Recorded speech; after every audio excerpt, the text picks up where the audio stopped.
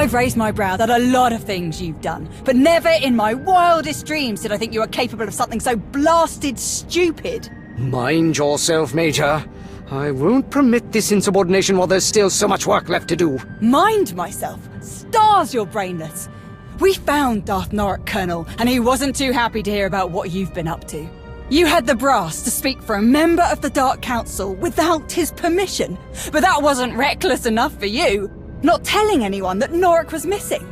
Forging his orders. And the best part's gotta be how you dragged us into your stupidity. I know Norok was a pain, sir, and I know he was keeping you from supporting the Empire the way you thought was right. I might have understood if you had just told me about all of this from the start, but you lied to me, and that I don't understand. Faking a Sith's orders. This is bad, Colonel. And you put everyone in the Dark Council's crosshairs. Where is Darth Norok? He's on his way. Then before he arrives and exacts his punishment, at least let me explain myself. Other than making a complete fool of yourself, what exactly did you do?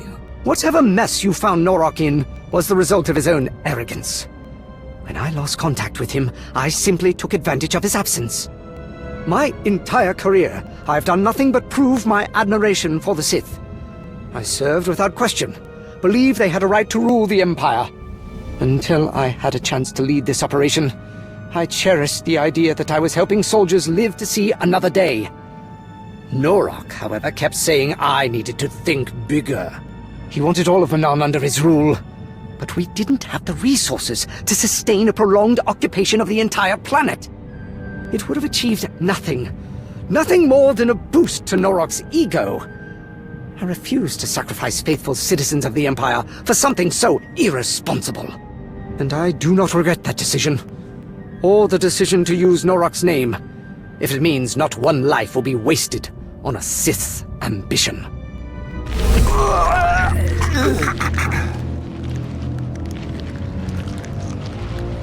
Do you regret it now, Cord? Can you still hold fast to your principles while the breath is torn from your lungs? My lord, if you just... Finally. I thought I would never be able to get through. I won't question your methods of discipline when it comes to your subordinates, Norok. But you will not treat mine like this. Release him, now. I want this cowardly bog-tick executed, Krovos. On what charges? Incompetence. Dereliction. Fabricating the word of a Sith. That is disappointing, Colonel. Does anyone have evidence to support Darth Norok's accusations?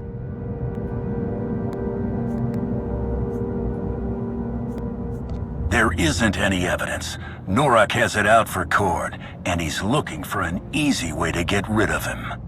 You sniveling little liar!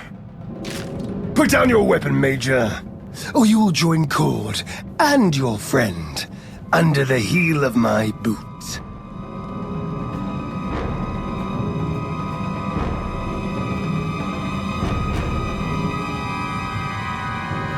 I've had enough of your carelessness, enough of your pride, enough of your threats.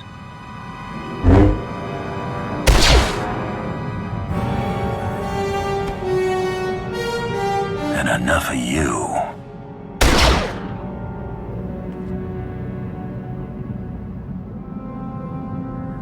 Our entire presence on Manon has been plagued by one lapse in judgment after another. Tread carefully, Colonel. After you clean up Darth Norok, I want you to clean up this mess of an operation. I expect an update soon. Well, then, thank you. Not for what you've done for me, but for what you've done for the Empire. Many will owe their lives to you. You've given us a secure foothold on Manon, which means a more certain path to victory, but there is still much to do. Speaking of which, we'd better get back to it. Unless you don't plan to stay, Major. Of course I'm sticking around. At least until I find someone else to give you a kick in the pants when you get another one of these half-baked ideas.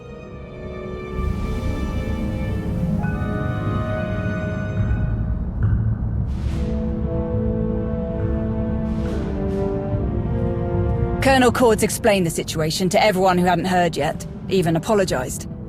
Didn't see one tear shed over losing Darth Norok. Thought that was interesting. Guess I shouldn't be surprised. Not too many of us were looking forward to taking over all of Manaan. Now we can focus on what we came for. I like it when you talk business. You sound so assertive. Really? You ask anyone else, I say I run my mouth too much. Glad you don't mind. I've seen you in action so many times, and you still never cease to amaze. Not to mention all the times you've come through for me. You're probably tired of everyone constantly falling over themselves for you. I'm sure you don't need to hear me go on about how amazing I think you are. But I can count the number of people I trust on one hand. Every time we meet, you more than earn your place on that list. Hope you know how much I appreciate that. If you want to show me how much you appreciate me, you can start by buying me a drink.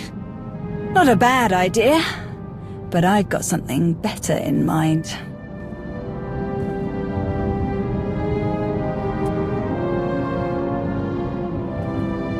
You're right. That was much better. Let's just hope we don't have to wait too long before we get to do that again. Anyway, I know you have a lot to get back to, and I don't want to keep you from it. Thanks for sticking around and seeing this through. I knew you had a lot on your plate, but this is something else. I'll leave you to it.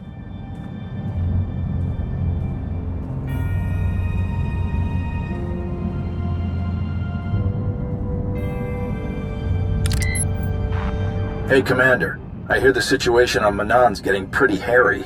Lots of chatter about one of our weapon systems taking out our own people. Is everything okay down there?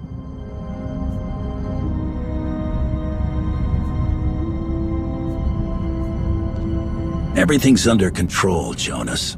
Hey, I know you've got this, but I wouldn't be doing my job if I didn't offer help when you need it, or check in on you now and again. So, anything else interesting happen during your visit to Manaan? I've secured a major shipment of Kolto for the Republic.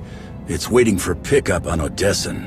Well now, all things considered, that is some pretty good news. I can't thank you enough for this, Commander. Seriously. Master Saldaron is chasing down some leads on Darth Malgus right now, but when she's back, I'm sure we'll have another update for you. All right. I'll keep my eyes open for any other useful information until then. That's always appreciated. Until next time, Commander.